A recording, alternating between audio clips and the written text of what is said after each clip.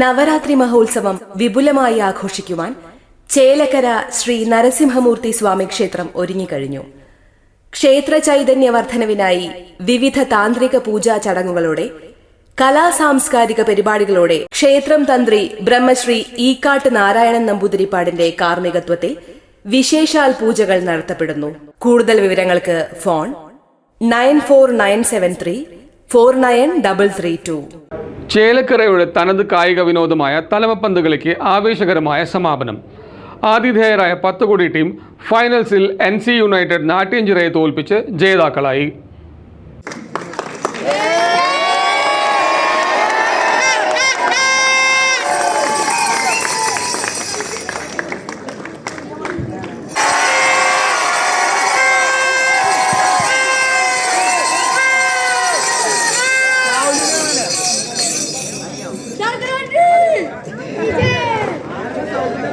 ചേലക്കരയുടെ മണ്ണിൽ ആവേശം നിറച്ച് തലമപ്പന്ത്.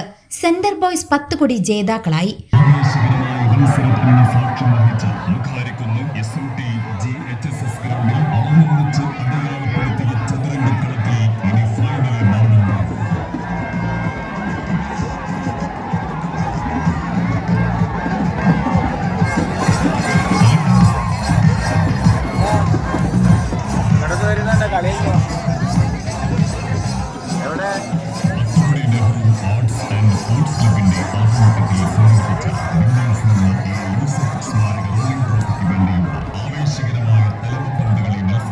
ഓണാഘോഷങ്ങളോടനുബന്ധിച്ച് 10 കോടി നെഹ്റു ആർട്സ് ആൻഡ് സ്പോർട്സ് ക്ലബിന്റെ നേതൃത്വത്തിൽ മുഖാരിക്കുന്ന് മൈതാനത്ത് നടന്നുവന്നിരുന്ന തലമുറകളുടെ തനത് കായിക വിനോദമായ തലമപ്പന്ത് കളിക്ക് ആവേശോജ്വല സമാപനം.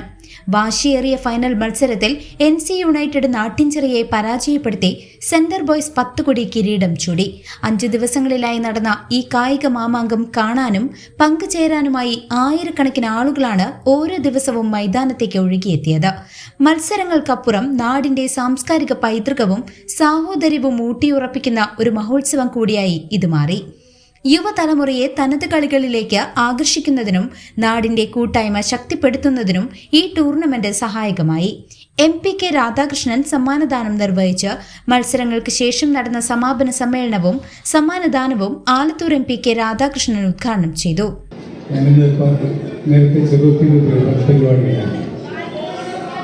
ചെറുപ്പത്തിൽ പരിപാടി ഉണ്ടായപ്പോൾ ഞാൻ പറഞ്ഞത് 10 പേര് ചേലക്കര തലമപ്പന്ത് സമാവർത്തിട്ടുണ്ട്. അവർ പറഞ്ഞു വർഷങ്ങൾ മുമ്പ് ചെറുത്തിൽ മാർക്കറ്റിൽ പന്തുകളിലാണ്, പക്ഷേ അത് അന്യം നിന്ന് പോകും.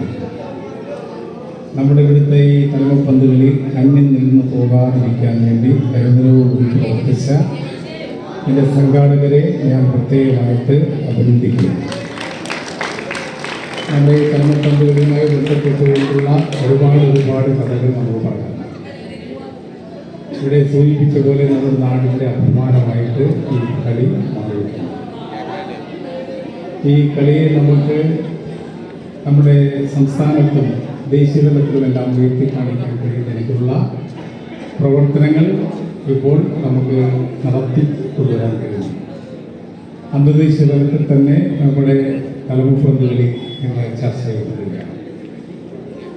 എന്നാൽ ഈ തലമപ്പന്ത് കളിയെ വേണ്ടത്ര പ്രോത്സാഹിപ്പിക്കാൻ വേണ്ടി സ്പോർട്സ് കൗൺസിലോ അല്ലെങ്കിൽ നമ്മുടെ മറ്റ് സംവിധാനങ്ങൾക്ക് കഴിയുന്നില്ല എന്നുള്ള ഒരു പരിമിതിയുണ്ട്. തീർച്ചയായിട്ടും അടുത്ത വർഷമാകുമ്പോഴേക്കും നമുക്ക് സ്പോർട്സ് സമിതി കൂടി അംഗീകാരത്തോടുകൂടി ഈ തലമപ്പന്ത് കളി ഇവിടെ സംഘടിപ്പിക്കാൻ കഴിഞ്ഞാൽ അത് ഇവരെ പ്രത്യേകിക്കുന്നു.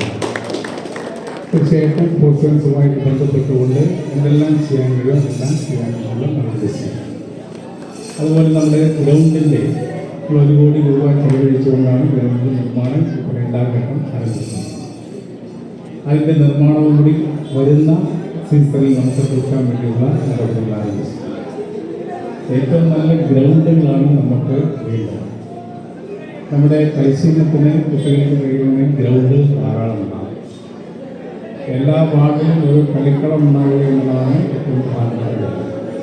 മികച്ച പ്രകടനം കാഴ്ചവെച്ച ടീമിനുള്ള സമ്മാനങ്ങൾ MP വിതരണം ചെയ്തു. ചേലക്കരയിലെ തലമപ്പന്ത് കളി കേവലം ഒരു കായിക വിനോദമല്ല, ഇത് നമ്മുടെ നാടിന്റെ സംസ്കാരവും പാരമ്പര്യവുമാണ്.